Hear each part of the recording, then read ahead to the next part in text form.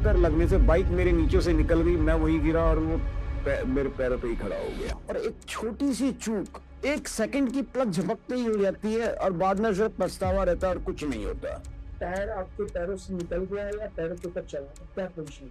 Tyre मेरे पैरों के ऊपर ही खड़ा रहा था और मैं पूरे होश में था। मैं देख रहा था, मैं चिल्ला के मैंने बोला था कि भैया गाड़ी को हटाओ। मेरे एक्सीडेंट से लेके जब तक मैं कोमा में नहीं गया उसके बीच तक मैं सब होश में था। बीच में मैं एक बार कोमा में चला गया था हॉस्पिटल में। कई बार ऐसा होता था कि बीच में वो इंजेक्शन का असर कम पड़ जाता था किसी कारण से, जैसे डिले हो जाए या कुछ भी कारण से, तो बस चीखें निकलती थी, पूरा सब सुनते थे। शायद कुछ ना कुछ कहीं ना कहीं तो किया ही होगा अच्छा, जिसके लिए मैं बच गया। मुझे ऐसा लग रहा था कि कहीं मैं बेहोश हो जाऊंगा तो किसी को पता तो चले कि कहाँ हूँ मैं, क्या है। एक आदमी से सारा समाज नहीं सुधरेगा, एक आदमी सबकी मदद भी नहीं कर सकता।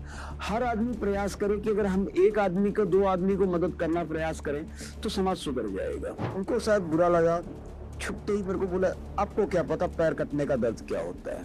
क्या अभी भी आपको पेन होता है, पैरों में महसूस होता है? हाँ जी, होता है, कई बार बहुत ज्यादा होता है। इसके कारण सारी सारी रात नींद नहीं आती है। बैठे बैठे एकदम से पेन हो जाएगा, मेरे मुंह से चीख निकल जाएगी। समझ जो उसके बाद आप उठ के खड़े हुए, जिनके दोनों पैर सलामत है, उससे तेजी से आप दौड़ रहे हैं, काम कर रहे हैं, समाज के लिए काम कर रहे हैं, आपको सलाम है, आपको दिल से सलाम है। अभी जो आया हूँ मैं अपनी गाड़ी खुद ड्राइव करके आया हूँ। तो किस पर ज्यादा विश्वास है, खुद पे, भगवान पे या मशीन पे? देखिए, भगवान से ऊपर तो कुछ है ही नहीं। मैं भी तभी काम करूंगा तो भगवान साथ देगी, मशीन भी तभी काम करेगी तो भगवान साथ देगी। कहना भले ही अलग है, लेकिन वो भी अगर नहीं चाहेंगे कुछ ना कुछ प्रॉब्लम आ ही जाएगी।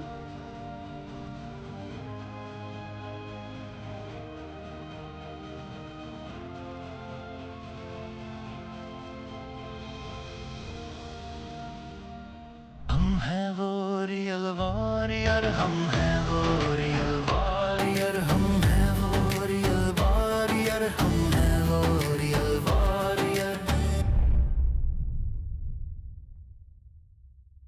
नमस्कार, जय हिंद, जय भारत।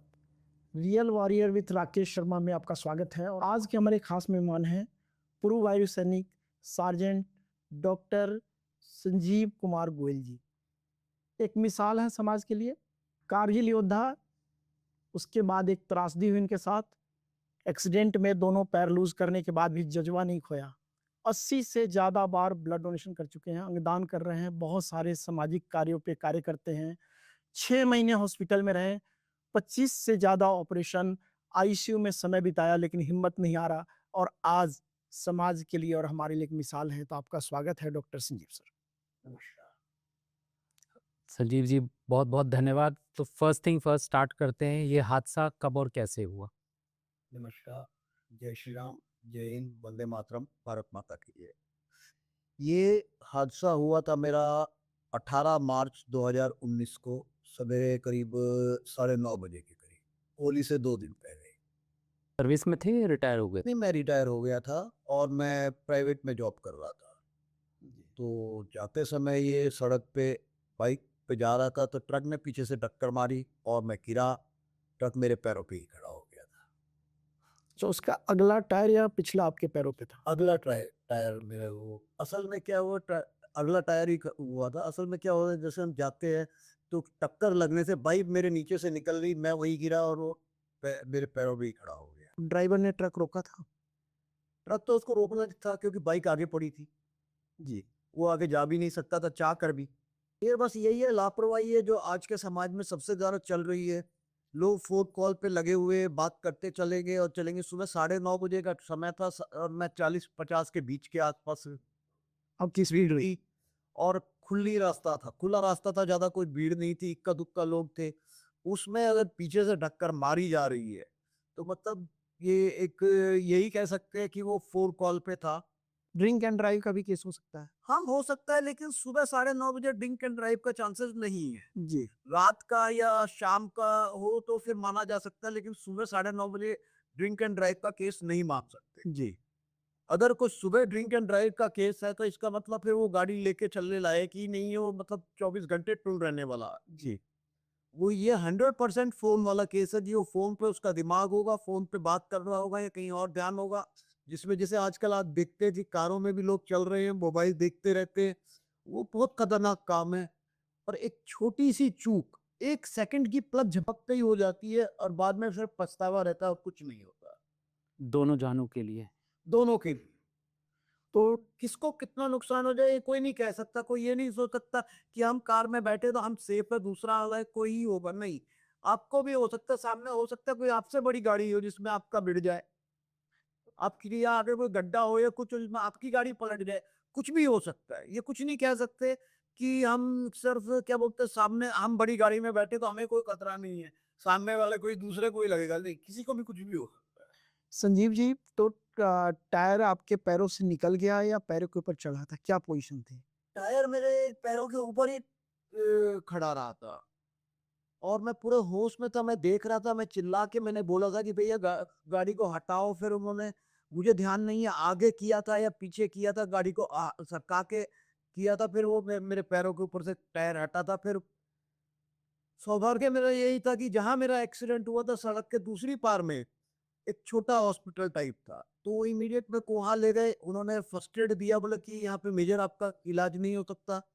नीचे पट्टी टाइप लगा के, लकड़ी टाइप लगा के पट्टी बांध दी ताकि वो मेरे क्या बोलते हैं डैमेज ना हो। मल्टीपल फ्रैक्चर्स थे, इवन बोन भी मिसिंग हो गए थे। और फिर वो मेरे को गुड़गांव भेज दिया जहां मेरा ब्लड रोकने के लिए 2 ऑपरेशन किए गए। डॉक्टर साहब, संजीव जी यहाँ रुकूंगा।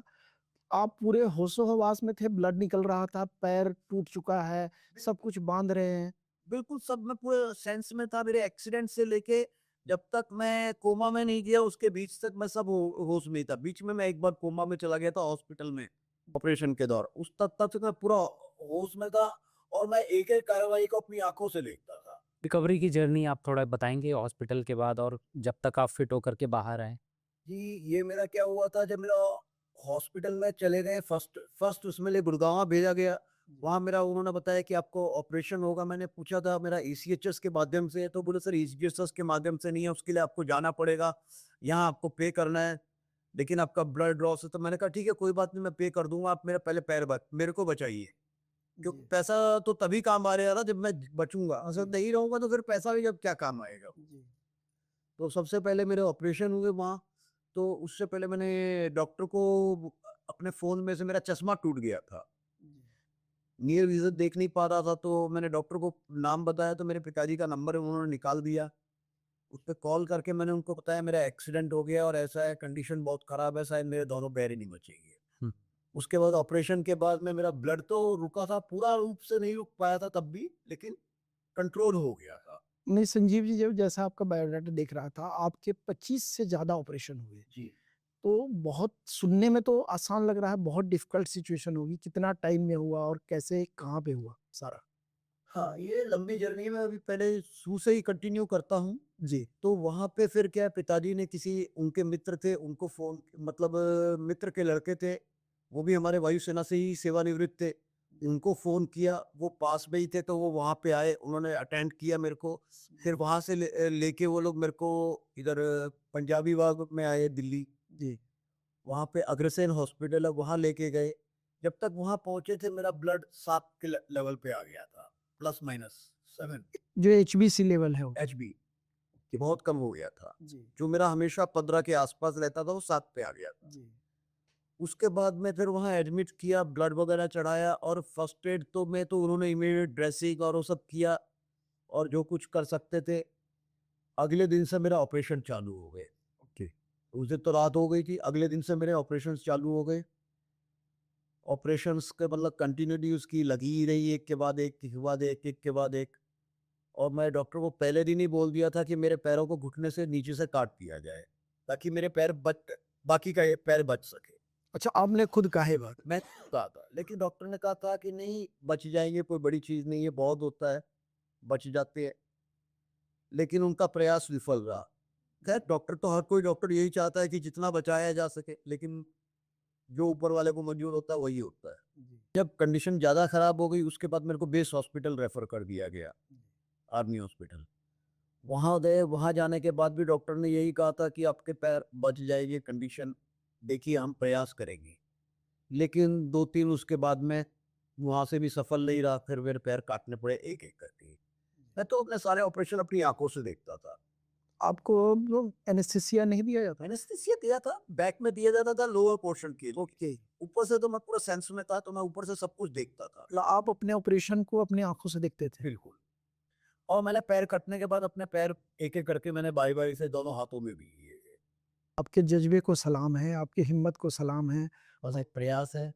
और आपको एक छोटी-सी बात बताऊँ, मेरे जब घाव जो साफ किए जाते हैं, आप सुना होगा विनेगर, सिरका। जी। सिरके को डाइल्यूट करके उससे साफ किया जाता था, ओके। रीज़न? ताकि अंदर के सारे जर्म्स मर जाएँ। और ये लगा लीजिए सिरके का जब वो साफ करते थे तो उससे पहले मेरे को वो देते थे मॉर्फिन। हुँ। मॉर्फिन देने के बाद में मेरे को मॉर्फिन का इंजेक्शन देने के बाद में मेरे को वो किया जाता था, और वो पूरी तैयारी पहले कर लेते थे, क्योंकि मॉर्फिन का इंजेक्शन तुरंत इफेक्ट करता है। सारी तैयारी करके इंजेक्शन देते थे, इंजेक्शन देते ही वो लोग फिर घाव साफ करना शुरू करते थे। कई बार ऐसा होता था कि बीच में वो इंजेक्शन का असर कम पड़ जाता है किसी कारण से, जैसे डिले हो जाए या कुछ भी कारण से, जी। तो बस चीखें निकलती थी, पूरा सब सुनते थे। बहुत ही दर्दनाक हादसा। अब वो इतने अच्छे से सफाई करने के बाद भी कोई एक छोटा-सा कण उसका अगर गलती से अंदर रह जाता था, वो जब तक वो डाइल्यूट नहीं हो जाता था खून के साथ सब कुछ, और वो सब नॉर्मल नहीं होता था, तब तक कई-कई घंटों तक मेरी चीखें निकलती रही। दर्द के साथ। My God! जज़्बे को सलाम, जैसा राकेश जी कह रहे हैं। एक बार तो लगा ही होगा कि मौत ही हो तो ज़्यादा अच्छा हो जाता। नहीं, मुझे ऐसा कभी नहीं लगा। मौत से तो हम फौजी हैं, मौत से तो लड़ने का ही हमारा काम है, तो मौत का तो कोई डर रहा नहीं कभी। ऐसा कभी मेरे को कभी एक बार भी गलती से भी विचार नहीं आया कि इससे तो अच्छा मौत हो जाए। बहुत बढ़िया। पर आपके पैर वो डॉक्टर अगर बोल रहे थे कि बच जाता, अगर बच जाता तो क्या वो काम लायक रहता, या फिर वो आप वो ये था कि मेरे घुटने से नीचे रहते तो फिर क्या था कि उसमें वो बड़े वाले पैर नीचे छोटे वाले पैर लगा के मैं आराम से, घुटने मेरे रहते तो मेरे लिए चलना फिरना ज्यादा आसान हो जाता, इसमें बहुत मुश्किल है। संजीव जी, एक सवाल। एक्सीडेंट के बाद कभी मन में विचार आया कि परमात्मा, मैंने कौन सा गुनाह किया या कोई सजा तो नहीं मिली? नहीं, विचार तो देखिए सबको आता है, झूठ नहीं बोलूंगा, विचार तो आता है, लेकिन मैंने यही सोचा शायद कुछ अच्छे काम किए थे, अच्छे कर्म किए थे जिसके लिए मेरे को बचाया भी है। जान बची। हो सकता है मेरे को मैं मर भी जाता, शायद कुछ ना कुछ कहीं ना कहीं तो किया ही होगा अच्छा, जिसके लिए मैं बच गया। आज आप समाज के लिए प्रेरणा हैं, सामाजिक कार्य कर रहे हैं, लोगों को मोटिवेट कर रहे हैं और एक मिसाल है जिंदा, जो 80 बार से ज़्यादा पिछले 5-6 सालों में रक्तदान कर चुके हैं। नहीं, यहाँ मैं आपको थोड़ा सा बदलना चाहूंगा, 5-6 सालों में नहीं किया है मैंने, जी। ये मैंने पिछले 30 सालों में किया है। मैं जब से मतलब हमने सर्विस ज्वाइन की थी तब से करते थे, लेकिन तब से रेगुलर नहीं थे। जी। तब से रेगुलर नहीं थे तो वहाँ करते थे, कभी साल में 1 बार, कभी 2 बार, करते करते रहते थे, जैसे समय लगा, कोई फिक्स नहीं था। जी। जहाँ जरूरत पड़ी और जैसे उसके हिसाब, कारगिल के टाइम में भी हमने किया था, करते रहते, लेकिन इतना कभी ध्यान नहीं दिया। लेकिन जब ये समस्या हो गई और उसके बाद में फिर क्या बोलते हैं, मैं मार्च 19 में मेरा ये हुआ और मैं सितंबर में घर आया। घर आने के बाद में मेरे को थोड़ा सा ढंग से नॉर्मल होने के लिए 1-2 महीने लग गए। उसके बाद में क्या बोलते हैं, फिर कोरोना काल आ गया। कोरोना काल में सब घर बैठे हुए थे, तो फिर क्या हुआ था, तो लोगों की मदद करने के लिए वो व्हाट्सएप ग्रुप वाला जो खेल चलता है, इधर से केस आया उसमें डाल दिया उस ग्रुप में, तो फिर लोगों के साथ जुड़ते चले गए और फिर वहां से हमने एक नया काम शुरू किया, लोगों की मदद करना। फिर मैं उसके बाद टोटली सेवा भाव में चला गया। जी। संजीव जी, एक चीज़ और, जब डॉक्टर ऑपरेशन करते थे, तो उनका क्या अनुभव रहता था कि आप इतने मानसिक रूप से स्ट्रॉन्ग हैं कि अपने खुद के ही ऑपरेशन को देख रहे हैं और समझ रहे हैं? डॉक्टर का बहुत अच्छा रहता था, डॉक्टर से अभी भी कई बार बात होती है। एक लेफ्टिनेंट कर्नल रेड्डी साहब है, आजकल पूना में है, उस समय बेस हॉस्पिटल में थे, बहुत अच्छे हैं। उनसे कई बार बात हुई, उन्होंने बताया भी, बोले कि जब कि आपका जज्बा एक अलग था, जो हम देखते हैं और वो आज भी लोगों को वो करते हैं, जैसे कई केस हो जाते हैं एम्पुटेशन वाले, वो मेरा नंबर देते हैं मोटिवेट करने के लिए और उनको गाइड करने के लिए। तो मैं, मेरे से जो संभव होता है मैं ज़रूर प्रयास करता हूँ कि किसी का अच्छा हो। और अभी भी उनके संपर्क में है और हमारा होता ही रहता है। वो अभी भी कई बार केस भेज देते हैं कि हाँ इनको समस्या है, वो को भेज नंबर देते हैं कि मेरे को बता देने की ऐसे ऐसे है, इनकी कोई जो सहायता हो सकती है, इनको गाइड कर सकते हैं। ऐसे कई केस हैं जिनको हमने गाइड किया है। परिवार का कितना सहयोग रहा है आपके मानसिक स्थिति से उभरने में और इतना स्ट्रांग बनने में? परिवार का तो पूरा सहयोग रहा। उस समय मेरी फैमिली इधर चंडीगढ़ में ही थी। जब मेरा एक्सीडेंट हुआ मैंने अपनी फैमिली को बताया भी नहीं था। और सबसे बड़ी बात बोलूँ तो आप शायद हँसेंगे या कह के सोशल मीडिया का एक कीड़ा बोलेंगे।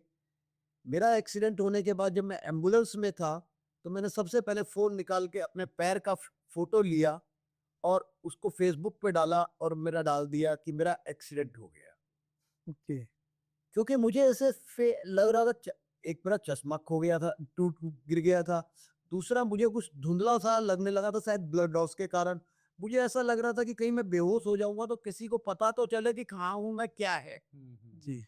फिर मेरे मित्रों ने देखा फेसबुक पे, तो उसके बाद वो लोग संपर्क करने लगे आपस में और फिर वो पता किया उन्होंने। फैमिली को कैसे जानकारी हुई? फैमिली को पता लगा कि मेरे मित्रों में से ही किसी ने एक ने फ़ोन किया था। अच्छा हाँ, दूसरी सबसे बड़ी बात, मेरे पास मेरा चश्मा टूट जाने के कारण मेरे को दिखाई दे नहीं रहा था क्लियर।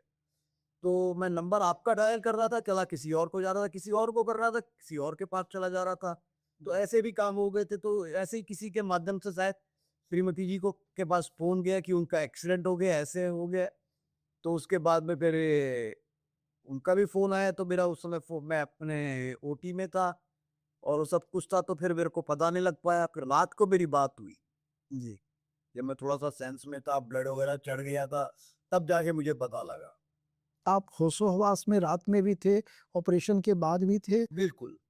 मैं होशो-हवास में पूरा था जब तक मैं 25-30 ऑपरेशन में, जब मैं बीच में एक बार ओटी में था, वहाँ से मैं कोमा में चला गया था। 2 दिन मैं कोमा में रहा। बस वही एक 2 दिन का लैप्स है जो मुझे पता नहीं क्या हुआ था, कैसे हुआ था, वो नहीं मुझे पता। बाकी मुझे पूरा ए टू जेड सब सेंस में था, सब पता था। और हर चीज़ मैं अपनी आँखों से देखता था। और इस दौरान आप अपने फ्यूचर के बारे में क्या सोचते थे कि मेरा क्या होने वाला है? सर सही बात बोलूँ तो मैंने कुछ भी नहीं सोचा था। मैं सिर्फ़ ये सोच रहा था कि मैं एक बार यहाँ से ठीक होके निकलूँ। सबसे पहले तो मेरे को ये उम्मीद थी कि मेरे पैर ठीक हो जाएँगे। कुछ समय के बाद में धीरे-धीरे करके मैं सब रिकवर हो जाएगा और मेरी ज़िंदगी वापस चली आएगी। लेकिन दुर्भाग्य से वो एक-एक करके, अच्छा ये भी नहीं है कि वो थोड़े-थोड़े कटे और सीधा ही मेरे पैर घुटने के ऊपर से कटने शुरू हुए थे। तो ये ऑप्शन नहीं था कि शायद मेरे छोटे पैर रहेंगे या कुछ होगा, नहीं, लेकिन वो हुआ। तो उसके बाद रिकवर हुआ तो मुझे कोई दुःख नहीं था। जो है मैंने दुनिया को देखा है, ऐसे-ऐसे देखे थे वीडियोज़ और फ़ोटोज़, या और भी कहानी सुनी थी लोगों की, किस्से। एक हम जहाँ रहते थे वहाँ का एक किस्सा था, उसके बंदे का ट्रक के नीचे आ गया, उसके दोनों हाथ और दोनों पैर नहीं थे। जी। तो मैंने कहा कम से कम उससे तो बेटर हूँ, मैं अपने आप तो कुछ तो कर सकता हूँ, वो तो हिल-डुल भी नहीं सकता बेचारा। तो उस स्टेज के बाद से सोशल एक्टिविटी का कहाँ से आपके दिमाग में कीड़ा आया? सोशल एक्टिविटी का सर आया मेरा ये कोरोना काल से, कि हमें कुछ ना कुछ करना चाहिए दूसरों के लिए। या ऐसे समाज से लिया है, यस। हमें कुछ देना भी चाहिए। एक छोटी-सी बात है, हर आदमी सोचता है कि वो आदमी वो कर रहा है ना सोशल वर्क, वो डोनेशन कर रहा है ना, एक आदमी से सारा समाज नहीं सुधरेगा। एक आदमी सबकी मदद भी नहीं कर सकता। हर आदमी प्रयास करे कि अगर हम एक आदमी को, 2 आदमी को मदद करना प्रयास करें, तो समाज सुधर जाएगा। डॉक्टर संजीव आप बता रहे थे कि जब आपका पहला पैर काटा गया, आपने उसको हाथ में लिया, उस समय क्या फीलिंग थी वो जानना चाहता फीलिंग थोड़ा दुःख भी था और क्या बोले कि एक स्तब्धता भी थी कि कुछ कह नहीं सकते थे, शब्द नहीं थे मेरे पास, कि एक आज तक मेरा हिस्सा था, आज तक मैं इसको देख रहा हूँ, आज के बाद मैं इसको देख भी नहीं पाऊँगा।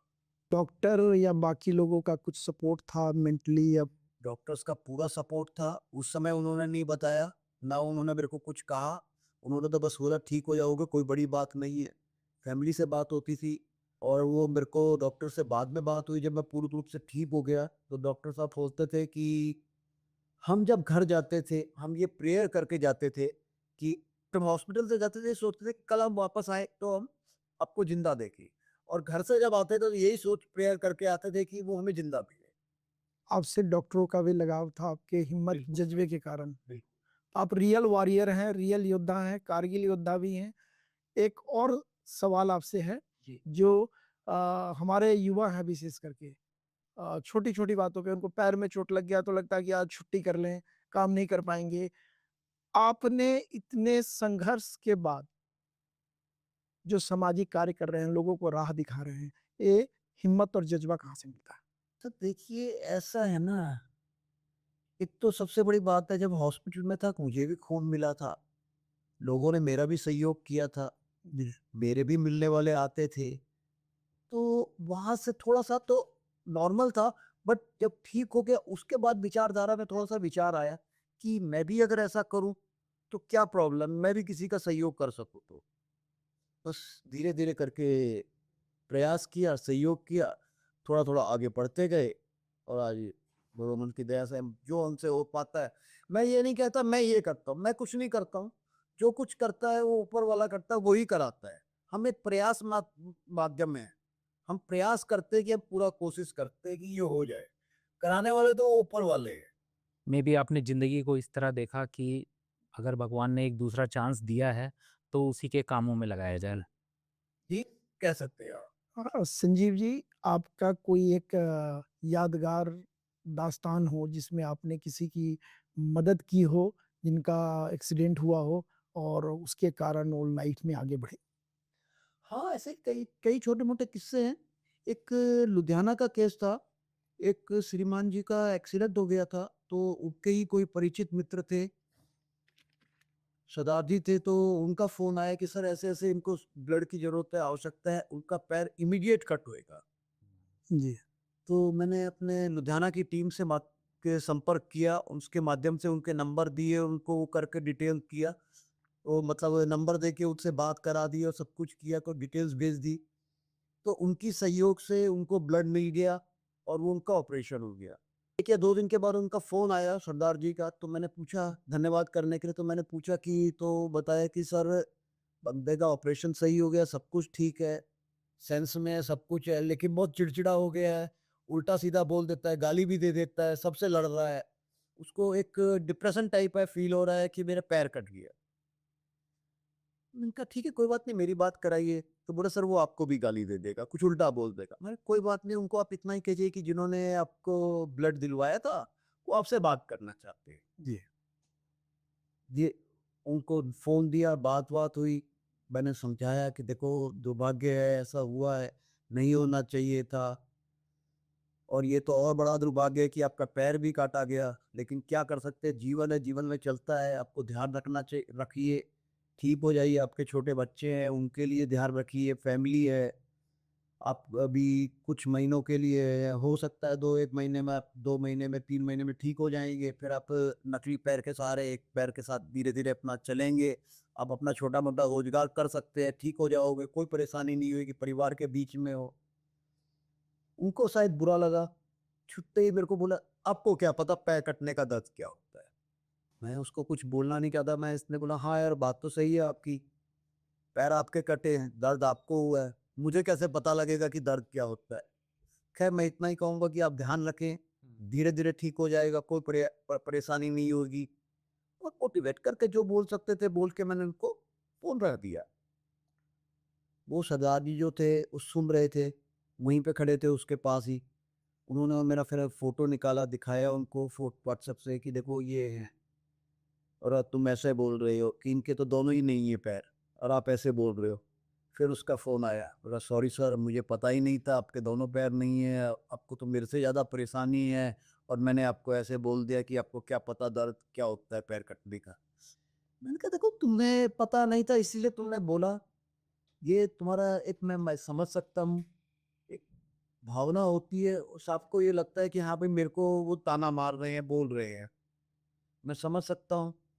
पर मेरे को एक छोटी-सी बात बता दो, आपको क्या बोलते हैं, आपका एक पैर कट गया, आपको इतना दुःख है, आप इतने डिप्रेशन में हो।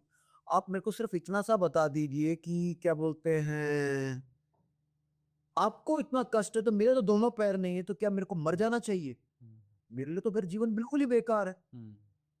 नहीं सर, ये वो ऐसे ही बस हुआ। फिर मैंने कहा देखो कुछ नहीं है, मैं आपके लिए मदद कर रहा हूँ। आप भी किसी के लिए प्रयास करना, हो सकता है आपके प्रयास से किसी के और के चेहरे पे खुशी आ जाएगी। और यही समझा के थोड़ा सा मैंने रख दिया। उसके बाद सरदार जी से बात हुई, सरदार जी से बात होने के बाद मैं रख दिया। फिर अगले दिन में फिर सरदार जी का 2 दिन के बाद फोन आया, पूछा मैंने हालचाल कैसा है, तो बोले कि सर अभी तो बहुत अच्छे हैं, हंस बोल रहे हैं, बच्चों के साथ भी खेल रहे हैं। डॉक्टर भी हैरान है आखिर ऐसा क्या हुआ कि वो एकदम से बदल गए। जो बंदा पहले गाली दे रहा था और उल्टा सीधा बोल रहा था, किसी से बात नहीं कर रहा था कभी से कुछ भी, अब वो एकदम से ऐसा क्या हो गया कि वो एकदम से भला मानस बन गया। तो देखिए ज्यादा कुछ नहीं हुआ। आप लोग बोल रहे थे, उसको लग रहा था कि आप उसकी जो पैर कटा है उसके मजाक उड़ा रहे हैं या उसको सहानुभूति दे रहे हैं, उसके दर्द का बखान कर रहे हैं। उसने मेरा कष्ट देखा तो उसको लगा कि ये तो मेरे से ज्यादा कष्ट में, मैं इनसे ज्यादा अच्छा हूँ। जब ये खुश रह सकते तो मैं क्यों नहीं खुश रह सकता। शायद इसीलिए वो ठीक हो गया, अब खुश है। डॉक्टर संजीव, क्या अभी भी आपको पेन होता है, पैरों में महसूस होता है? जी, होता है और कई बार बहुत ज्यादा होता है। इसके कारण सारी सारी रात नींद नहीं आती है। और शुरुआत में तो मेरा इसका ऐसा था कि कभी मैं 9 बजे सो रहा हूँ, 8 बजे सो रहा हूँ। पर ये था कि मैं जब सोता था, परिवार वालों को मालूम है कि आज सो गया तो मतलब अब इसको डिस्टर्ब नहीं करना है। 12 बजे 1 बजे अपने आप जब नींद पूरी होती है तब उठता हूँ। फिर वो धीरे धीरे प्रयास करते करते घटते घटते अब ये समय आ गया है कि आज भी मेरे को 1:30 बज जाता है। पूरी रात नहीं सोते थे? पूरी रात पलक नहीं झपकती थी, पैरों में दर्द रहता था। जी। और दर्द ऐसा रहता था, इसको आप बोल सकते हैं कि फैंटम पेन बोला जाता है। ओके। फैंटम मतलब हमारे दिमाग में है लेकिन हमें पता नहीं लग रहा, क्योंकि जो हिस्सा मेरा पैरों में कट गया है उस हिस्से में दर्द रहता है। जो तो है ही नहीं पैर आपका। मेरा दिमाग तो नहीं मान रहा ना कि मेरे पैर नहीं है। ओके। और आपको पेन महसूस हो रहा है? हाँ, वो दिमाग में फील होता है कि ऐसा हो रहा है कि जैसे कई बार बोलते हैं नस के ऊपर नस चढ़ जाती सर है। इसको घोस्ट पेन भी बोलते हैं। घोस्ट पेन, घोस्ट पेन भी बोलते वही हैं। घोस्ट पेन बोला जाता है, फैंटम पेन बोला जाता है, वो एक ही चीज है। तो अभी जैसे कई बार पिंडली में दर्द हो रहा है, पंजों में दर्द हो रहा है, घुटने में दर्द हो रहा है, नसों पे नस चढ़ गई है। अब नस पे नस चढ़ती है तो आपको क्या फील होता है? अब वो उसको मैं हाथ से कहीं से दबा के भी कुछ नहीं कर सकता हूँ क्योंकि वो हिस्सा ही नहीं है मेरे पास। अच्छा, तो महसूस कैसे है? आपके पास जब है ही नहीं, पंजा है नहीं, मेरा दिमाग नर्व्स तो है ना, वो नर्व्स पूरी नहीं है लेकिन आधी तो है ना। जी, उन नर्व्स में फील हो रहा है तो वो नर्व्स मेरे को माइंड में कर रही है। उस समय करते क्या हैं आप? कुछ नहीं करता, उसका एक ही इलाज है दवाई लेना। लेकिन दवाइयां भी अब कितनी लोग, पेन की दवाइयों के भी साइड इफेक्ट्स है, तो वो मैं तब लेता हूँ जब मुझसे टॉलरेट नहीं होता, बिल्कुल भी सहा नहीं जाता कि हाँ अब मेरे से बिल्कुल सहा नहीं जा रहा, अब मेरे को कुछ ना कुछ दवाई लेनी है। बहुत कम लेता हूँ मैं, बहुत ही कम। वो एज एंड व्हेन के लिए एक पत्ता लेके आ जाता हूँ, जब वो खत्म होने लगती है तब मैं फिर दूसरा पत्ता लाता हूँ, नहीं तो मैं दवाई भी बहुत कम लेता हूँ। संजीव जी, एक और सवाल करेंगे। घोस्ट पेन और फैंटम पेन है, जब हमारे शरीर का वो हिस्सा नहीं है, चलो मैसेज आ रहा है दिमाग में, तो क्या आप महसूस करके वो खत्म नहीं हुआ कि ये तो हिस्सा है ही नहीं मेरा, पेन कहाँ से है? नहीं तो वो चीज तो नहीं समझ पा रहा ना। दिमाग तो नर्व्स तो आपको रीड कर रही है, ब्रेन को अपना मैसेज दे रही है। मैसेज दे रही है। अच्छा, आपकी आंखें खुली, आप देख रहे हैं, फिर भी बिलीव नहीं कर रहे हैं? हाँ, कि वो नर्व्स मैसेज दे रही है तो मैसेज को रीड कर रहा है ना, नर्व्स के मैसेज को। ओके। वो जो पेन होता है वो नर्व्स में होता है, जी, जो नर्व्स आपका है ही नहीं अभी जो नर्व्स है ही नहीं तो उसमें हो रहा है। अब मेरे पास तो इतनी ही नर्व्स है, बाकी की नर्व्स तो खत्म हो गई, पर वो नर्व्स तो नीचे तक जाती है ना, जी। उसी नर्व्स के अंदर है तो वो फील उसके पोर्शन में होता है। तो ये कितने दिनों पे महसूस होता है? रेगुलरिटी है, क्या है? इसका कुछ नहीं है, बैठे बैठे एकदम से पेन हो जाएगा, मेरे मुंह से चीख निकल जाएगी। इतना कई बार सडनली हो जाता है, कई बार थोड़ा होता है तो बियर कर लेता हूँ, पता नहीं लगता है।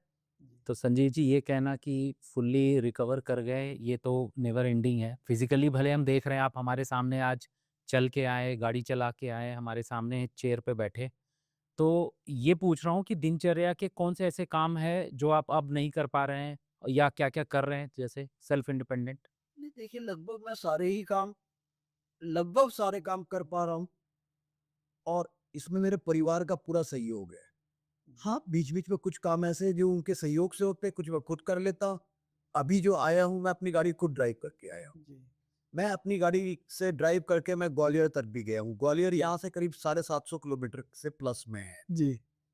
सुबह चला था, और शाम को 6 बजे तक मैं वहाँ पहुँच गया था। तो संजीव जी, गाड़ी भी हमने देखा, आप खुद चला के यहाँ आए और हमने सुना ऑफ ऑफ कैमरा पहाड़ों पे भी लेके गए। जी। कहाँ, कैसे? मैं चंबा गया था, वहाँ हमारा ब्लड का ही कार्यक्रम था। अलग-अलग जगह पे मैं जाता रहता हूँ, बुलाते रहते हैं। ब्लड डोनेशन भी किया था वहाँ पे और क्या बोलते हैं सेल्फ ड्राइव करके, सेल्फ ड्राइव कर विदाउट एनी हेल्पर या कोई टॉपर? मैं अधिकतर मैं जाता हूँ सिंगल ही जाता हूँ। मैं किसी को साथ में लेकर जाना पसंद नहीं करता। तो किस पे ज़्यादा विश्वास है, खुद पे, भगवान पे या मशीन पे? देखिए, भगवान से ऊपर तो कुछ है ही नहीं। मैं भी तभी काम करूँगा जब भगवान साथ देंगे, मशीन भी तभी काम करेगी जब भगवान साथ देंगे। कहना भले ही अलग है, लेकिन वो भी अगर नहीं चाहेंगे कुछ ना कुछ प्रॉब्लम आ ही जाएगी। तो ओवरऑल तो भगवान ही है। देखिए हमें भी पहाड़ों में ड्राइव करने में दिक्कत होती है और आप इतनी इजीली बात कर रहे हैं कि पहाड़ में खुद लेके जाता हूँ करता हूँ। हाँ, मैं खुद लेके गया था और जब मैं गया था उस दिन दुर्भाग्य से ये था, यहाँ कोई सिखों का कोई मेला था, कुछ ऐसा था, ये मार्च का महीना था शायद और कोई मेला था जिसके कारण इतना ट्रैफिक था, जाम था कि बहुत बुरा हाल हो गया था और मुझे पहुँचते-पहुँचते रात 7:30-8 बज गए। नॉर्मली मैं कहीं जाता हूँ, तो मेरा प्रयास ये रहता है कि दिन छिपने से पहले-पहले मैं पहुँच जाऊँ सिटी के अंदर, ताकि मुझे कोई परेशानी हो, गाड़ी खराब हो या कहीं भी कुछ हो, तो हेल्प मिल जाए। कि रोड पे अगर कहीं गाड़ी खराब हो गई तो मैं किससे हेल्प लूँगा, मैं किसको रोक लूँगा? तो इसलिए मैं रात को कभी ड्राइविंग नहीं करता हूँ, मेरा प्रेफ़र रहता है कि मैं दिन में ही करूँ और दिन में करने के कारण मेरे को कोई परेशानी नहीं रहती क्योंकि दिन में लोगों को दूर से दिखाई देता है।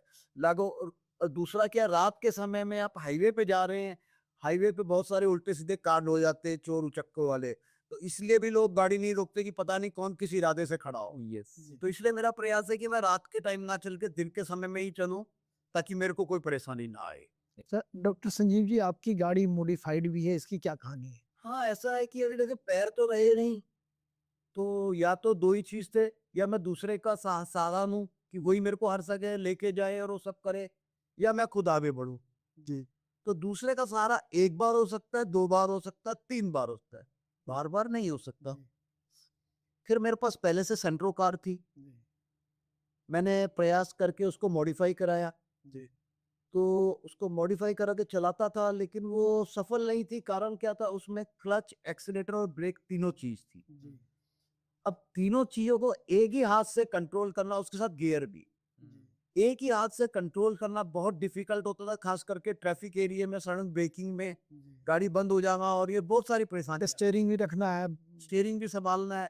नहीं, स्टीयरिंग तो चलो मैं एक हाथ से संभाल लेंगे पर एक हाथ से गियर और सब सब चीज़ों को संभालना पड़ेगा ना, एक्सीलेटर को और उसको। तो वो संभालना मेरे लिए थोड़ा-सा डिफ़िकल्ट पड़ता था। फिर मैंने ये ले ली, ऑटोमैटिक की गाड़ी ले ली। ऑटोमैटिक वाली में फिर जो बिल्कुल कोई परेशानी नहीं है, इसमें एक्सीलेटर और ब्रेक रहता है। अपना आराम से चलो, एक एक हाथ से वो एक्शन हो जाता है एक्सीलेटर और ब्रेक। जैसे हम एक पाँव से ब्रेक और एक्सीलेटर ऑपरेट करते हैं, ऐसे ही एक हाथ से एक्सीलेटर ब्रेक। आज हमने देखा बेसमेंट में भी गाड़ी आप खुद लेके गए और खुद ही आपने सारा बाहर निकलना, लिफ्ट में जाना, लिफ्ट से ऊपर आना। तो इस जज़्बा कहाँ से आया कि मैं खुद ही करूँ?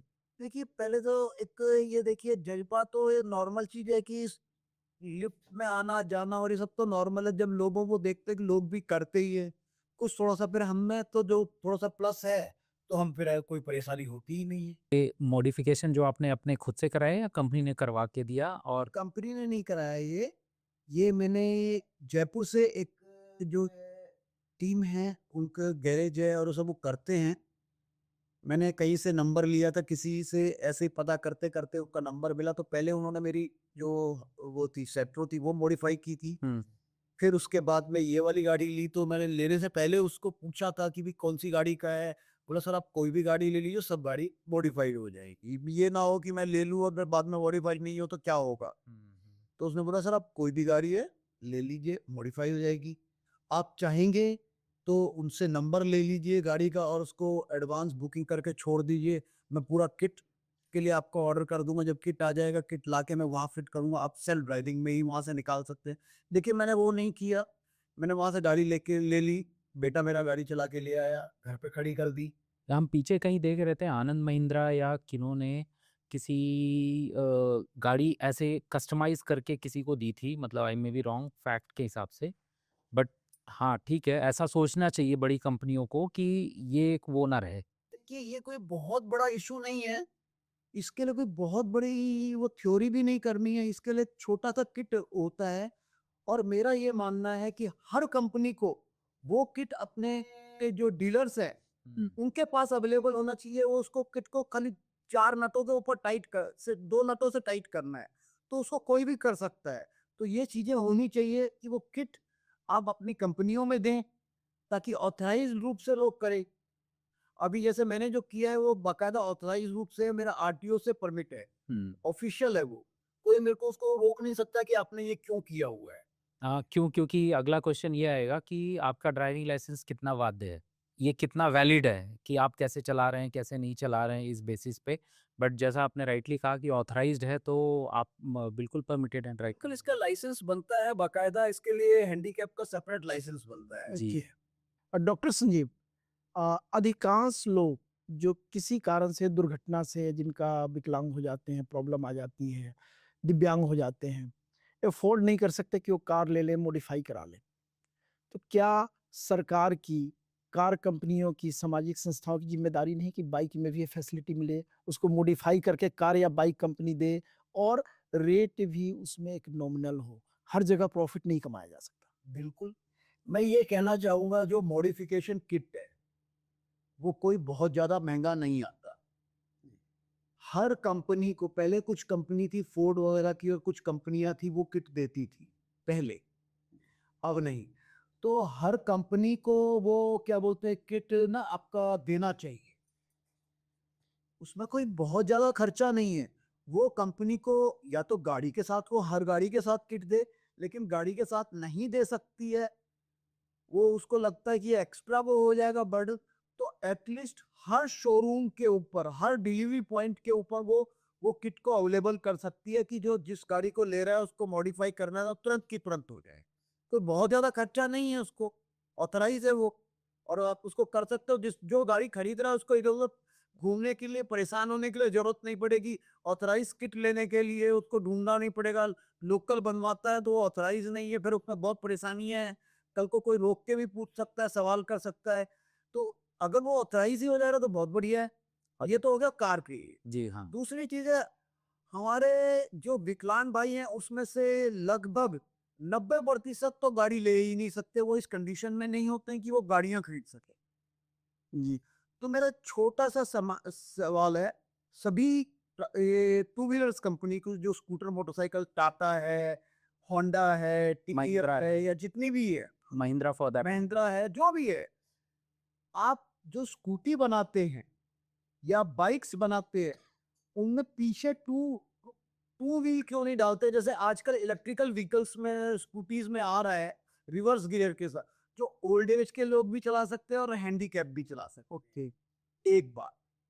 दूसरी बार, आप स्कूटी और मोटरसाइकिल को आपको ये फॉरेन में अवेलेबल है, इंडिया में नहीं है। इलेक्ट्रिकल वाली के साथ सबसे बड़ी समस्या क्या हो जाती है, हैंडीकैप वाले के लिए उसके लिए चार्ज करना एक बहुत बड़ा सरदर्द है, क्योंकि उसकी एक लिमिटेशंस होती है ओके, कि वो इससे ज्यादा किलोमीटर नहीं जा सकती है। जी। तो अभी हमारे भारत में वो सुविधाएं चार्जिंग की इतनी अवेलेबल नहीं हुई है। फ्यूचर में हो जाएगी, लेकिन अभी नहीं है। तो पेट्रोल वाली गाड़ियों को ऐसा क्यों ना किया जाए जिससे कि वो बंदा स्टार्ट करे और लेके चले, एक बात। दूसरी बात क्या होती है, आगे का स्कूटी का पोर्शन हो गया, उसके पीछे का जो प्लेटफॉर्म, जो जहाँ पे सीट लगी, वहां से कुछ ऐसा प्लेटफॉर्म बनाया जाए 2.5 पौने 3 फीट का चौड़ा, जिसके ऊपर व्हील चेयर अपने आप चढ़ाई जा सके और वो सीधा हैंडल से चले।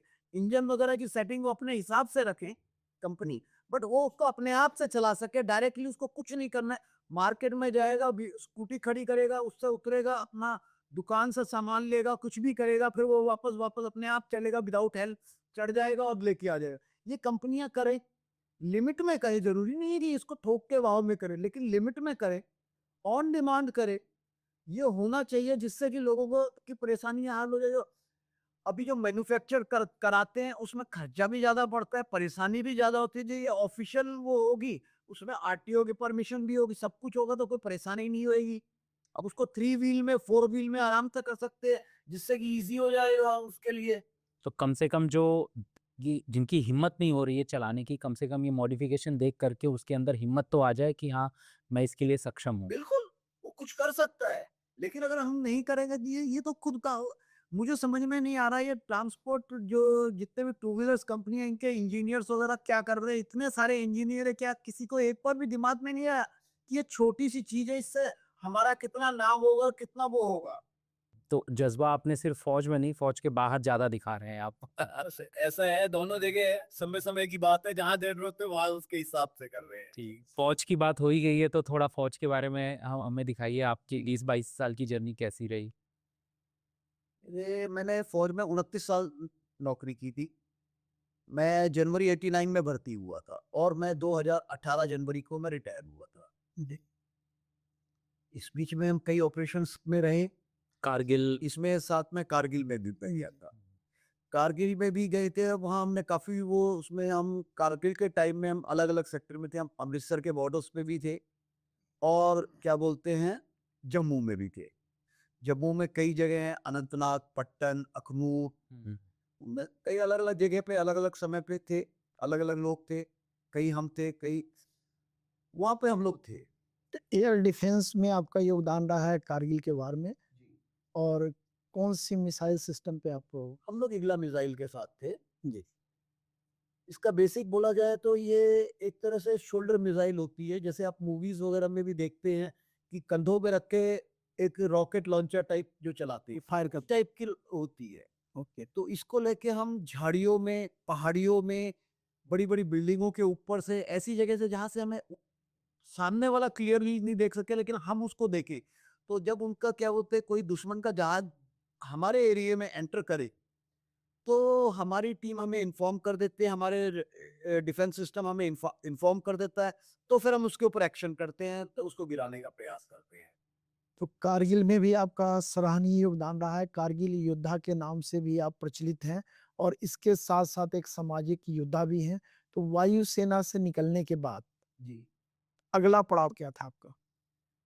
वायुसेना से मैं निकलने के बाद मैं गुड़गांव में जॉब करता था। एक ट्रांसपोर्ट कंपनी थी, उसमें मेरे को मैं एज़ ए ट्रेनर था ड्राइवर्स का। उनको सेफ्टी, सिक्योरिटी ये सब ट्रेनिंग करता था, कौन-सी लेन में चलना है, किस स्पीड में कैसे चलना है, क्या करना है, क्या फ़ॉर्मूले यूज़ करने हैं, कैसे रात को किस समय तक चलाना है, कितनी देर कंटिन्यू चलाने के बाद ब्रेक लेना है, सारी चीज़ें मतलब वो उसको उनको ट्रेन्ड करता था। लेकिन दुर्भाग्य यही है वो सिखाते-सिखाते मेरा खुद का एक्सीडेंट। नहीं, इसको दूसरे वे में भी कहें कि जिनको आप सिखा रहे थे कि सही चलाओ, उन्होंने गलत तरीके से एक्सीडेंट करके आपके साथ जी। उन्होंने तो नहीं किया, कोई दूसरा था, लेकिन अब क्या कर सकते लेकिन आपका ध्येय था कि ड्राइवर अच्छी तरह से गाड़ी चलाए, हैं। और एक मैसेज भी है कि जो भी विशेष करके ट्रक चलाते हैं, वो कम से कम बाइक वाले, कार वाले का ध्यान रखें, और जान बहुत कीमती है किसी के। सर मेरी बड़ी बात यही कहना है कि सबको कि किसी भी कंडीशन में आप फ़ोन का उपयोग ना करें। भाई कितनी भी इमरजेंसी आपकी ज़िंदगी से बड़ी नहीं है, सामने वाले की ज़िंदगी से बड़ी नहीं है। बाद में पछताने के अलावा कुछ नहीं रह जाता है। जिसके साथ दुर्घटना घटती है वो जानते हैं। आप 2 मिनट रुक के फ़ोन पे बात कर लो, ऐसी कौन-सी इमरजेंसी है? आप कहीं जा रहे हो, 10 मिनट लेट हो जाओगे तो कोई बम नहीं पड़ेगा। अगर आपकी एक छोटी-सी गलती के कारण आपका या किसी दूसरे का एक्सीडेंट हो गया, कोई दुर्भाग्य से कुछ हो गया, तो क्या करोगे आप? आप उसको रिकवर कभी नहीं क गाड़ी आपकी डैमेज हो गई, आप रिपेयर करा लोगे, नई गाड़ी खरीद लोगे, लेकिन इंसान का तो नहीं कर सकते ना। अब उस भाई ने मेरा वो कर दिया, अब मेरा तो कोई हल नहीं है ना, मेरा तो ऐसे ही रहना है। मेरे पैर तो दोबारा लग नहीं सकते हैं। संजीव जी, उसके बाद आप उठ के खड़े हुए।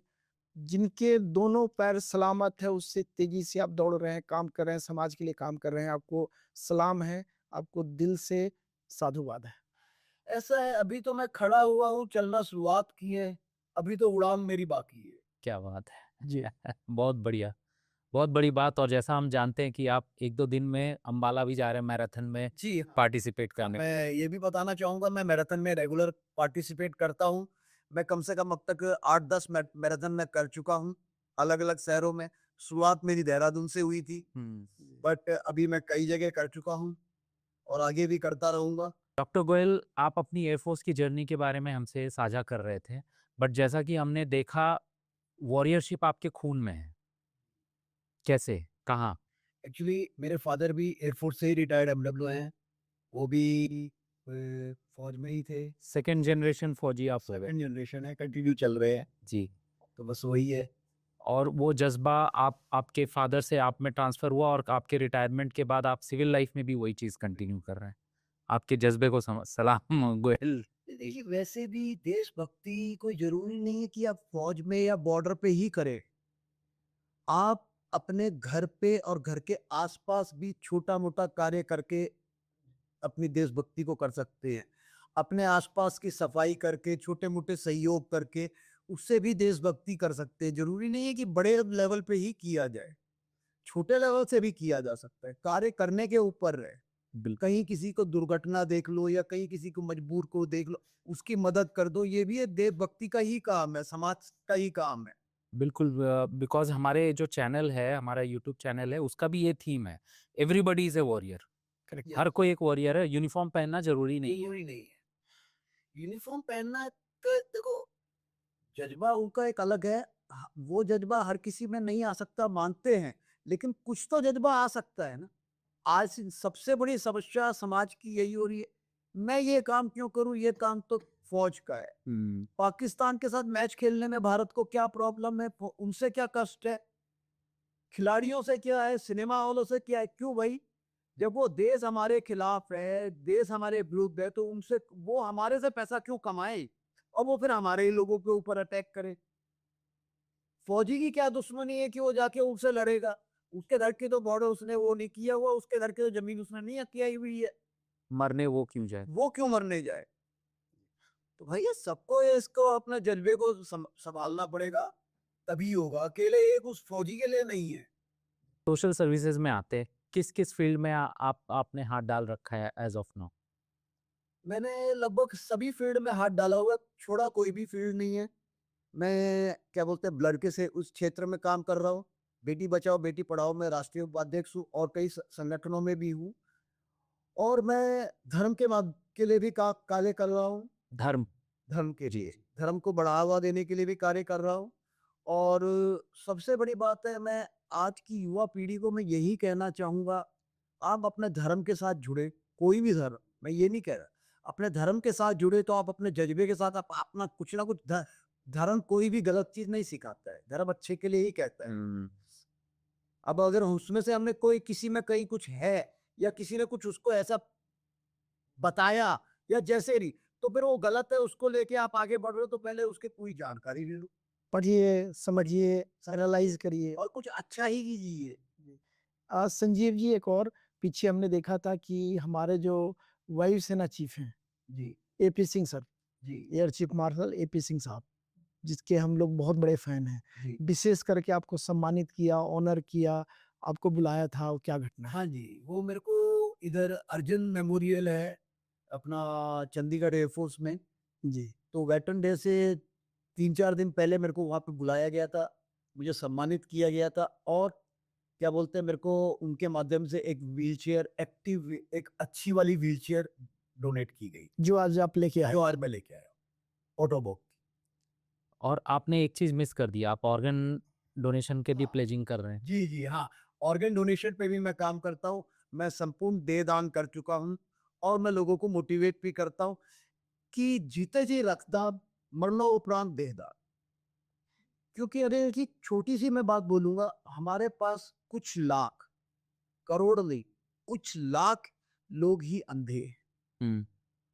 अगर डेली के जो हमारे मरने वाले सभी लोग आंखें दान करें, और मैं ये कहूंगा उसमें से सिर्फ 10%, मैं ज्यादा के लिए नहीं ले रहा हूं, सिर्फ मात्र 10% ही उपयोग में आए, जो दान कर रहे हैं उसमें से 10% ही उपयोग में आए, तो भी 1 साल के अंदर से भारत के अंदर से अंधापन खत्म हो जाएगा। बहुत बड़ी बात है। तो मेरा यही कहना है सभी को, देखो हमारा शरीर हमारे लिए जीते जी ही काम का है, उसके बाद तो ये मिट्टी है। तो हम क्यों ना अपना देह दान करके, नेत्र दान, अंग दान करके दूसरे को जीवन दान दे। हमारे परिवार वालों को भी ये रहेगा कि हाँ, और दूसरे को भी रहेगा। ऑर्गन डोनेशन पे तो मोदी जी ने भी बढ़ चढ़ के बोला हुआ है, और एज ए अगर एज ए वेटरन और एज ए सोशल पर्सन अगर आप इसको मोटिवेट कर रहे हैं तो ज़रूर एक स्ट्रॉन्ग मैसेज जाता है। जी, मैं कर रहा हूँ। मैं बाकायदा दधीची देहदाप समिति है एक, दिल्ली में, मैं उनसे भी जुड़ा हुआ हूँ और हमारा प्रयास है अधिक से अधिक काम कराए। इसमें आपको ब्लॉकर कुछ मिलता है कि नहीं, कहीं से कोई फाइनेंशियल कोई सपोर्ट नहीं है किसी भी कार्य में। टोटली सब अपना फ्री ऑफ कॉस्ट है। जो हमसे सहयोग होता है हम वो करवाते हैं। आप अपना समय निकालते हैं, लोगों को मोटिवेट करते हैं और खुद भी सबसे पहले आगे खड़े होते हैं एज ए पथ प्रदर्शक, लीडर, मार्गदर्शक। देखिए, मैं आपको कुछ कहूँगा, तो आपका सबसे पहला सवाल मेरे पर आएगा कि आपने किया क्या? मेरे को बोल रहे। तो मैं जब खुद ही नहीं करूँगा तो मैं दूसरे को क्या मैं मोटिवेट करूँ? तो मैं पहले खुद करूँगा तभी मैं दूसरे को कह सकता हूँ ना कि आप भी कीजिए। और एक छोटी-सी मेरी बात है, गवर्नमेंट को एक नियम बनाना चाहिए, छोटा-सा, 2-3 चीज़ों का। एक, हर ऑफिस में साल में कम से कम 3 ब्लड कैंप लगाने चाहिए। 3 नहीं तो 2 ब्लड कैंप कंपल्सरी लगाने चाहिए। सभी को देहदान के लिए मोटिवेट करना चाहिए, प्रोत्साहन करना चाहिए। तीसरी चीज, जो आज हमारे लिए सबसे ज्यादा जरूरी है, वोटिंग का अधिकार। हम बोलते हैं हमारा वोटिंग का अधिकार है, क्या हम उसका उपयोग करते हैं? ये सरकार को वो करना चाहिए। उसके लिए बाकायदा छुट्टी होती है उस पूरे देश की। तो उसके लिए क्यों ना ऐसा किया जाए कि वोटिंग का एक सिस्टम ऐसा तैयार किया जाए जो पूरे लेवल पे, जैसे मैं चंडीगढ़ से हूँ लेकिन मैं रह रहा हूँ गुजरात में। मेरा वोटिंग का आजकल तो सब कुछ कंप्यूटराइज्ड है। कंप्यूटर में डालेंगे सारा कुछ, मेरा डाटा आ जाएगा। आधार का वोटर कार्ड मेरा है, वोटर कार्ड और आधार कार्ड लेके मैं उस वोटिंग के इलेक्शन, हर जगह पे वोटिंग के उसमें जाएं, वहां पे अपना दे और वहां पे वोटिंग कर सके। और मेरे को छुट्टी मिली है तो घूमने फिरने के लिए नहीं मिली। सरकार से मैं अनुरोध करूंगा उस दिन की उसकी तनख्वाह काट ली जाए जिसके परिवार वाले वोटिंग के लिए नहीं गए, और उसके ऊपर जुर्माना भी लगाया जाए। मतलब आप मैंडेटरी वोटर की वो मैंडेटरी हो, ये आपको वोटिंग करनी ही करनी है। अगर किसी कारण आपके परिवार का कोई सदस्य हॉस्पिटल में है, बीमार है या किसी कारण नहीं जा पा रहा, तो उसको बाकायदा आप अगले दिन बाकायदा ऑफिशियल उसको तरीके से सबमिट करें कि ये कारण से वो सदस्य नहीं जा पाया। नहीं तो जैसे जो प्राइवेट सेक्टर्स हैं, लगाओ दुकान है या कोई भी है, उनके पास कार्यकर्ता है, उनको अपने नियर बाई ब्लॉक्स में वो सबमिट करना पड़ेगा कि उन्होंने, अच्छा आप वोटिंग करते हैं तो वोटिंग के लिए तो आपको स्लिप मिलती है, लेकिन वोट करने के बाद आपके पास कोई प्रूफ नहीं है कि आपने वोटिंग किया। वो एक सिर्फ नीली शाही है। नीली शाही का कोई वैल्यू नहीं, आप बता नहीं सकते। आपके फोटो के आगे मैं हाथ ऐड करके वो कर लूंगा तो हो जाएगा, लेकिन वो प्रूफ नहीं हो पा रहा। उधर से एक स्लिप निकलनी चाहिए, जो स्लिप सबमिट की जाए कि हाँ आपने वोटिंग की है, तभी वो मान्य हो। और उसी के आधार पे अगर नहीं किया है तो उसको जुर्माना लगे। अगर ऐसा होगा तो देखिए आपका 100 नहीं तो 90% से तो ऊपर आपका वोटिंग हो ही जाएगा। और एक अच्छी सरकार आएगी जिसको आप चुनना चाहते हैं। बाद में हम ब्लेम करते हैं ना कि हमारा जो भी है, हमने जो चुना हुआ है राजनीतिक पर्सन अच्छा है, बुरा है, जबकि वोट हम नहीं करते हैं। और आपका इस सजेशन, मुझे उम्मीद है जो सरकार के लोग देखेंगे और इसके ऊपर कार्य करेंगे। देखिए सरकार का ऐसा है, मैं हो सकता है मैं बीजेपी समर्थक हूँ, आप समर्थक हो, आप कांग्रेस के या कोई किसी का, मैं किसी पार्टी के लिए नहीं, मैं एक साधारण बोलता हूँ। सब काम सरकार करेगी तो हम क्या करेंगे? हमारा भी तो कोई दायित्व होगा। जरूरी नहीं कि हम बड़े काम करें, लेकिन छोटा तो काम कर सकते हैं। जैसे उदाहरण के लिए आपके घर के सामने कोई सड़क है, उस पर कोई खड्डा हो गया है, चाहे वो किसी भी कारण से हुआ, मैं एक कारण नहीं जानना चाहता ना बोलना, लेकिन आप इतना तो कर सकते हो, ठीक है मेरे घर का काम हो रहा है, चले यार उसमें थोड़ा मलबा डाल दो, उसको थोड़ा सा सीमेंट का घोल डाल दो, एक तसला, वो उसको बराबर तो हो जाए, कम से कम लोग गिरेंगे नहीं। इतना तो मैं कर सकता हूँ। लेकिन नहीं, मैं नहीं, मेरा मानना है कि ये सरकार का काम है, मैं क्यों करूँ? जी। मैंने एक जगह देखा था, फेसबुक पे कोई रील थी, उसमें दिखाया था कुछ बच्चों का, गांव साइड का कोई सीन था, स्पीड ब्रेकर था, लोग उस पर उछल जाते थे, गिर जाते थे। 3-4 गांव के बच्चे थे, उन्होंने क्या किया, अपने घरों में चूना कराया था, तो एक बाल्टी में चूना ले आए, वो चूना ही उन्होंने स्पीड ब्रेकर पर मार दिया। तो उसमें भी लोग आके कमेंट कर रहे थे सरकार क्या करेगी, हम टैक्स किस लिए भरते हैं। वही हम टैक्स जो भरते हैं तो क्या हम ये टैक्स सिर्फ ये करने के लिए भरते, सरकार करे जी। आपने रिपोर्ट किया कि यहाँ पे इसकी जरूरत है, पहले आप रिपोर्ट करोगे, फिर उसके बाद वो उनके वहां पे बैठेगा, तरीके हैं उनके, पूरी कार्रवाई होगी, पूरा लंबा सिस्टम है। पर आप दो, आपके घर में चूना कराया तो आप ये नहीं बोल सकते यार 2 लाइन इस पे भी मार दो ताकि लोगों को दूर से दिखाई दे। तो इतना तो कष्ट हम भी कर सकते हैं, अगर ये भी हम नहीं करेंगे तो फिर क्या है। डॉक्टर संजीव, आपके सामाजिक कार्यों के लिए, आपके हिम्मत के लिए, आपके जो कार्य कर रहे हैं समाज के लिए और लोगों के लिए, सैकड़ों अवार्ड मिल चुके हैं, डबल डॉक्टरेट आपको की उपाधि प्रदान की जा चुकी है। क्या आपको लगता है कि भगवान ने इसी काम के लिए आपको बनाया था? देखिए छोटी सी बात है, हम और आप सब एक ही मिट्टी के बने हैं, एक ही उसमें पले हैं। हम अपनी जरूरत के हिसाब से आगे बढ़ते हैं जैसी हमारी जरूरत होती है। अभी जब मैं जॉब कर रहा था तो कभी इस चीज के ऊपर स्पेशल केयर नहीं की। मैंने आपको बताया मैं रक्तदान शुरू से कर रहा हूँ, लेकिन कभी इसको एक मैंडेटरी उस पर नहीं लिया था कि हाँ ये बहुत जरूरी है।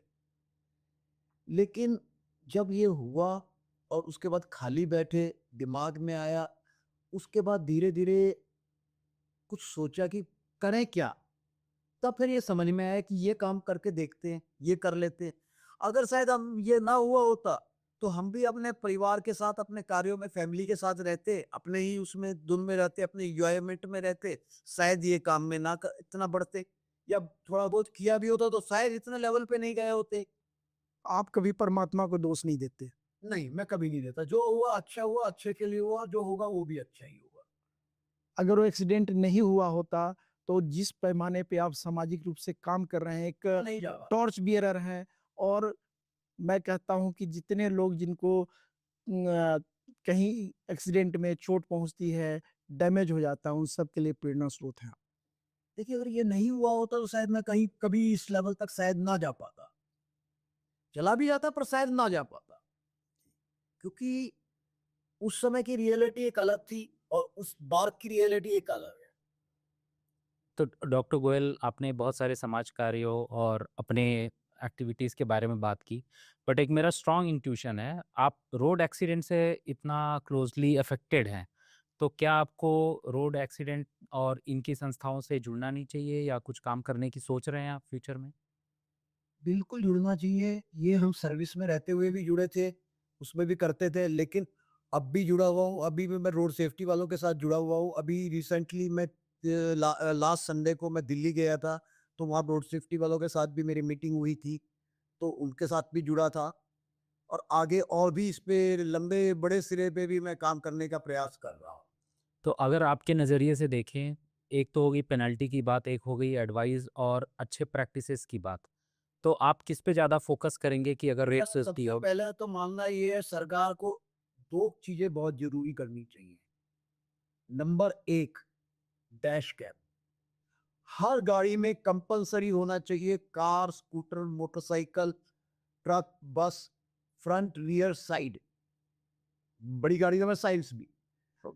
क्योंकि जितने एक्सीडेंट होते हैं उसमें आधे से ज्यादा हमारा 90% ये मानना होता है बड़ी गाड़ी वाले की गलती है, जबकि बहुत बार ऐसा होता है बड़ी गाड़ी वाले की गलती नहीं होती है। अगर मान लो मेरी बाइक में भी क्या बोलते हैं कैमरा होता, डैश कैम होता, तो मुझे पता चल जाता कहाँ से कैसे क्या गलती की है। वो कैमरे पे उसमें फोन पे था, क्या था, या कुछ और काम कर रहा था, कुछ और गलत था, क्या था, पता लग जाता। तो इसमें पनिश होने के लिए एक तो हमारे को सरकार को एक बहुत बड़ा कानून लाना पड़ेगा। ड्राइवर से इसको केवल गलती मान के छोड़ देना, आप सामने वाले की जिंदगियों से खेल रहे हैं। एक बार हुआ, 2 बार हुआ, ये तो अब सीधी बात है, ड्रिंक एंड ड्राइव का मतलब है उसका लाइसेंस जब्त होना चाहिए, 0 से बनना चाहिए। और अगर कहीं वो दिखा रहा है कि मेरा पहले लाइसेंस था वो जब्त हुआ है, पहले लाइसेंस था, तो लाइसेंस की डिटेल डाले, डिटेल डालते ही पता चल जाएगा कि वो लाइसेंस क्यों जब्त हुआ, तो उसका 0 से शुरू करना चाहिए, उसके पूरे टेस्ट वगैरह। दूसरी चीज, 4, इतना स्ट्रिक्ट होना चाहिए जिसकी गाड़ी के ऊपर मोबाइल वगैरह, जैसे आजकल आप स्पेशली देख रहे हो, रॉन्ग डायरेक्शन से ये डिलीवरी बॉय रॉन्ग डायरेक्शन से मोबाइल कान के नीचे लगा लेंगे, ये ऐसे गर्दन टेढ़ी करके चलते रहेंगे, उनकी डायरेक्शन कहीं और भी चलेंगे कहीं, और सामने से कोई आएगा उसको बोलेंगे कि तुम साइड से आ तो मेरे को जाना है। ऐसे लोगों के लिए कोई वो नहीं होना चाहिए समझौता, उनकी गाड़ी सीधा 10 दिन के लिए सीज हो जानी चाहिए, तुरंत की बात। जो डैश कैम वाली बात की, नॉट ओनली उससे पनिशमेंट या रिस्पॉन्सिबिलिटी बेयरिंग होगा, बट एक स्टैटिस्टिक्स भी आएगा कि मैक्सिमम एक्सीडेंट क्यों हो रहे हैं। देखिए इंडिया से बाहर तो है हर एक चीज जीपीएस नहीं है, नहीं, वहाँ मॉनिटर होता है जीपीएस से कि ड्राइवर कैसे चला रहा है। वो अपने यहाँ पे भी अभी चालू कर दिया है, बड़ी बड़ी कंपनियों ने, ट्रांसपोर्ट कंपनियों ने वो अपने यहाँ भी चालू कर दिया है। इवन डैश कैम भी वो मतलब फेस कैम की लगाने लगे, डैश कैम की लेकिन वो कंपलसरी नहीं है। मेरा मन करेगा मैं लगाऊंगा, मेरा मन नहीं करे, आप कंपलसरी करो ना, डैश कैम जीपीएस और ये सब चीजें कंपलसरी करो। जहां से गाड़ी से कल को कुछ होता है, आप पिछले पूरी जर्नी का और मेरा पिछला रिकॉर्ड चेक करके आपको पता चल जाए ड्राइविंग कैसे करता है, रफ चलता है या सोबर चलता है, कभी गलती से ऐसे हुआ है क्या है, सारी चीजें आपको पता चल जाएगी। डैश कैम के साथ साथ स्पीड और ये सारी चीजें बाकायदा होनी चाहिए। बहुत अच्छी एडवाइस है। इनफैक्ट हमारे अगर गवर्नमेंट ऑफिशियल्स हमारे यूट्यूब को देख रहे हैं और उन तक अगर ये मैसेज पहुंच रहा है तो डेफिनेटली एक ट्रिगर रहेगा उनको ये इस बारे में सोचने की। और इससे रोड एक्सीडेंट में कमी आएगी, लोगों की सुरक्षा बढ़ेगी। सबसे बड़ी आज रोड एक्सीडेंट के 99% कारण फोन है।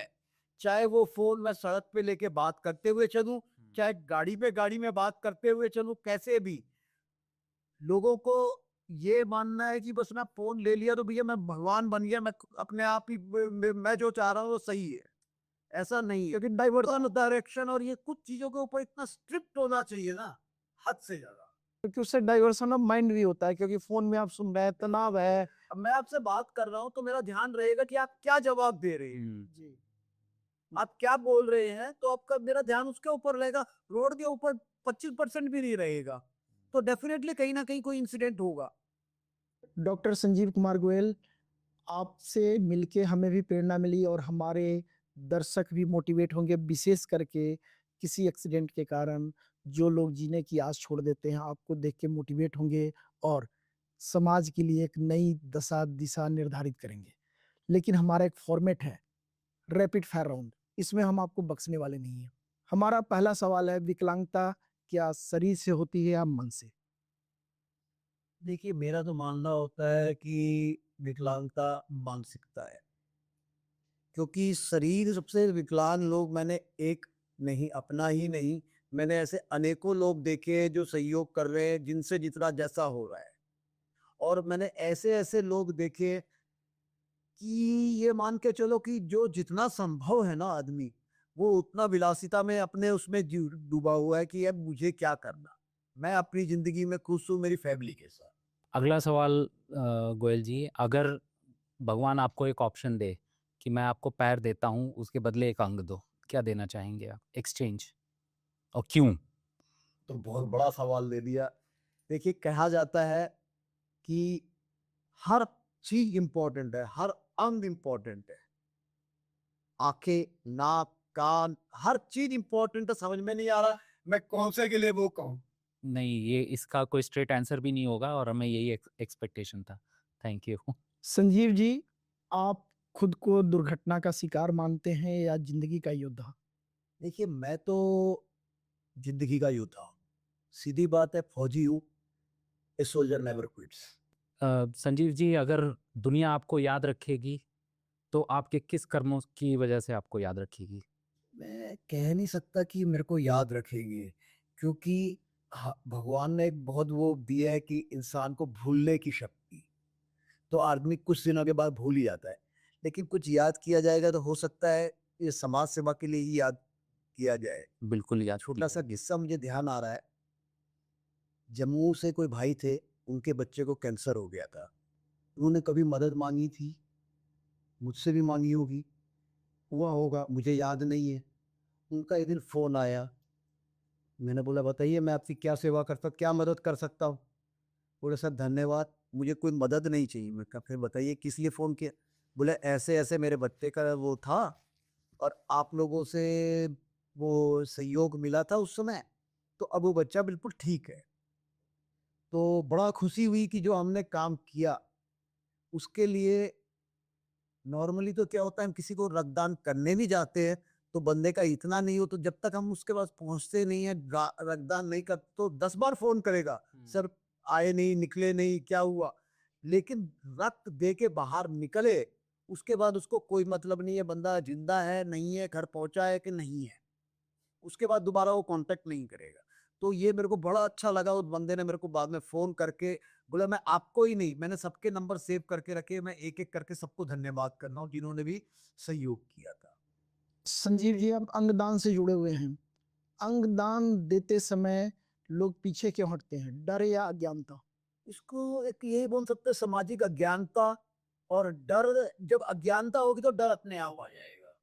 संजीव जी, आप स्पेशली एबल्ड हैं या हैंडीकैप कह लीजिए, कभी आपको लगा कि आपने कोई ऐसा एक मुकाम अचीव किया जो आप फुल सक्षम होते तो नहीं कर पाते? देखिए ऐसा है, इसमें मैं जो मेरे को अवार्ड्स मिले हैं, जो सहयोग मिला है लोगों का, वो नहीं मिलता। और जो भी मैं सम्मानित किया गया अपने वायुसेना अधिकारी चीफ के द्वारा, वो शायद कभी नहीं होता।